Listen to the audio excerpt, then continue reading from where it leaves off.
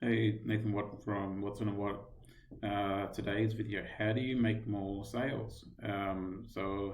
Video in the past of how many sales do you need to make the profit you want. Now we're going to look at how do you make more sales. And you might be thinking, hey Nathan, aren't you an accountant? What do you know about sales and marketing? And other than growing my own business from nothing into something, not terribly a lot. But luckily, this isn't a sales and marketing video. This is business strategy. So let's jump into it. So three things we go through today. First one is this is not tactics, and I'll explain what I mean by that. The second one, what do we actually mean by more sales? And there's a fair bit to think about there. That's going to help you have a more effective sales and marketing strategy once you get to that, if you choose to get to that. And the last one, the only ways possible to increase your sales. Now, that's a big, bold claim that I know all of the ways, the only ways possible to increase your sales, but it's true. As we'll see, we'll get into that, and you can be the judge. So, this is not tactics. This is not content or SEO or pay-per-click or any of that sort of stuff. I'm not going to show you how to do that because that's not my job. This is not any of that sort of stuff. So what is it? Well, this is business strategy. This is the stuff that you should be doing before you go out and speak to any marketing or sales agency or start any marketing or sales internally. Because once you understand this and you have a clear path on what you're doing here, you will be able to give them a better brief. You'll be able to have a better and more effective sales and marketing strategy because you'll actually know what you're trying to achieve rather than just throwing money at Facebook or TikTok or whatever. So this video could be, don't do any sales and marketing before you watch this video, because that's exactly what it is. You need to do this first, otherwise you are throwing darts at a dartboard and you're probably going to be disappointed with your sales and marketing efforts. So it's not tactics, this is strategy. So what do we mean by more sales? Most people would think automatically to more customers.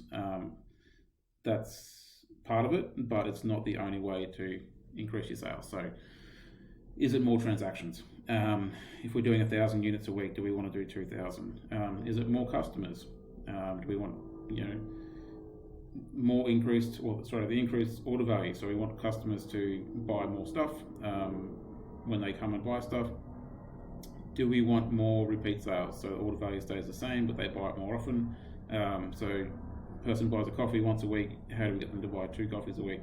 That sort of stuff. So, or do we just want more dollars in our profit and loss? So do we want that top line to grow and thereby increase our net profit? And there might be ways or various reasons why you want to grow your sales and focus on sales. It could be to make the profit that you want.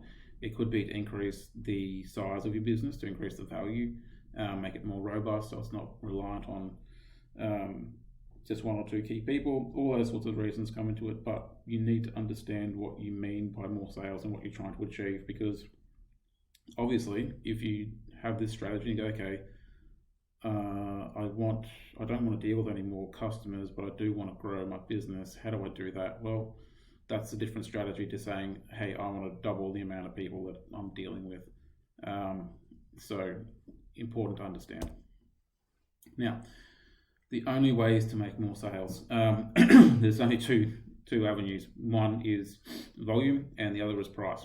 That's as simple as that. Everything else in marketing and sales world falls into those 2 buckets.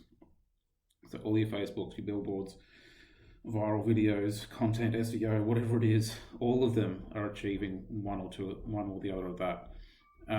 Price is pretty easy. How do you do that? We put your prices up, change your menus, change your signage, whatever, you put your prices up. It's as simple as that. Volume, lots of different avenues, lots of different tactics that can be broadly categorized under 2 different main strategies. So volume, let's break it up. So you've got existing customers. How do we get them to buy more?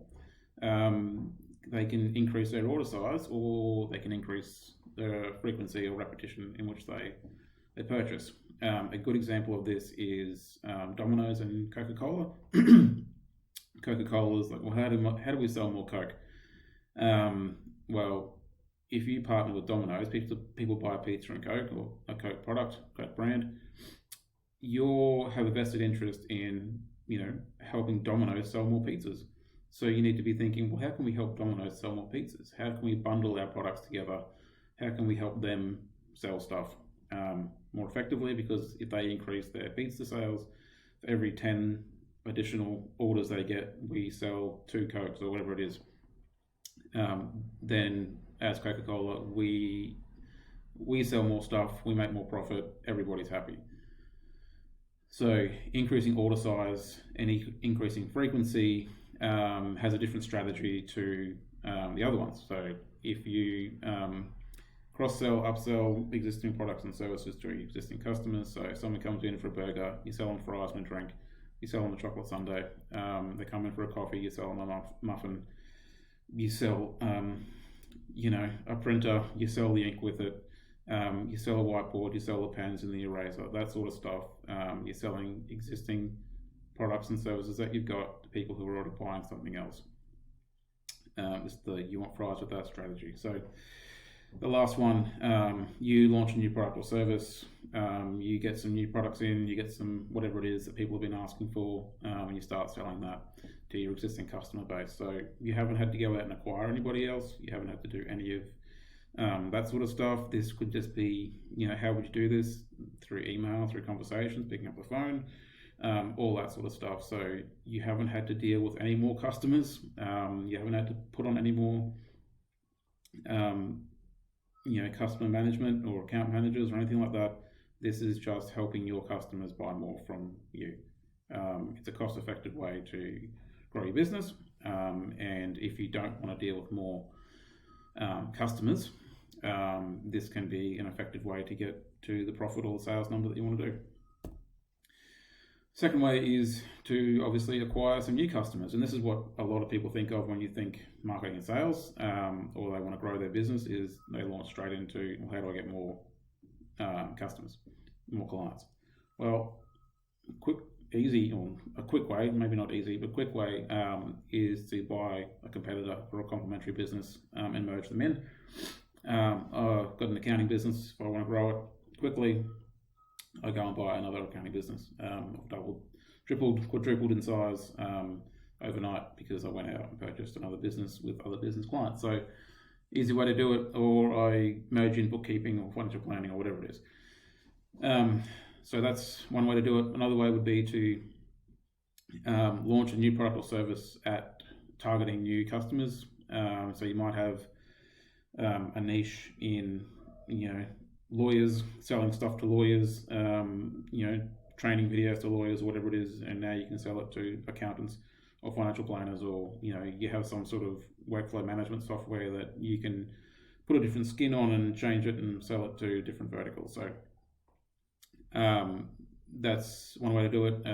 You're sort of leveraging your existing capabilities to then target it at a new customer base, and thereby growing your sales and profit. And the last way is probably more the traditional way of people thinking, is marketing and sales tactics. So SEO, pay-per-click, billboards, radio, TV, all that sort of stuff. We go out and we, find out where our target customers are, and we go and put our products and services in front of them, and work through that marketing and sales sequence to turn them into customers. And then once they're customers, we have the strategies and tactics there to upsell, cross-sell, increase order values, all that sort of stuff to then grow our sales. So there's a few different ways there. So but broadly, that is it. You have existing customers you can sell to, or you have new customers that you can go out and acquire. And your strategy and your marketing and sales are going to be different depending on what you actually want to do. And that's why it's business strategy and not a marketing and sales video. And the last one is price. This has massive leverage, massive impacts on your business. It does need to be used with caution. You can't just keep jacking your prices up if the value of your product doesn't also increase in the minds of your consumers. Eventually, competitors will come in and eat away your market share. And that could be okay. That could be a purposeful strategy to do that. So it does need to be used with caution, but it must be used. Nothing costs the same as it did 10 years ago. Milk's not the same. Bread's not the same.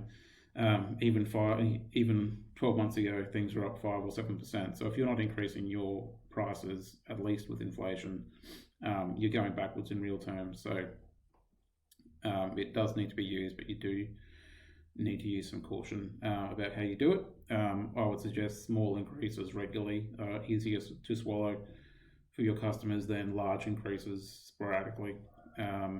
Jacking your price up 40% in every 3 years is probably a bit hard, but if you did it 3 or 5% with inflation every year, then it's probably easier to get your customers on board with that. So just to show you the massive leverage that this has, if you've got a $2 million revenue business and you increase your price by 5%, that's $100,000 to your net profit before tax, but that's $100,000 more that you haven't had to sell any more for, you haven't had to put on any more staff, you haven't had to increase rent or anything like that. That's gone straight down to your bottom line. So it's a big and can be an easy win, but obviously there's a cap there of how much you can actually charge for your products. But it is something you need to look at. So now these couple of different strategies, the volume and the price, they're not mutually exclusive. You don't have to just target new customers or just target existing customers or do your price. You can do a bit of everything, and that's fine if you're making the educated decision to do that. So you might say, look, let's go out and I want to grow some new customers. I've got capacity there. I want to add 30% more new customers, but I also want my existing customers to buy X amount more, and we're going to put our prices up. All of those can work together, and all of those will work to grow your business and grow your sales, and that's fine. But you need to actually have thought this through before you just jump into any marketing and sales strategies or any of that sort of stuff when you want to look at how you make more sales. So that's it. Short little video on the actual realities of making more sales. Before you get caught up in your marketing agencies telling you, the hope for the future and the big bold promise, do you actually need that, or can you achieve what you want to achieve by doing it a different way? So take some time, think about how you actually want to grow your sales, and then work out the strategies and how you want to do that from there. Till next time.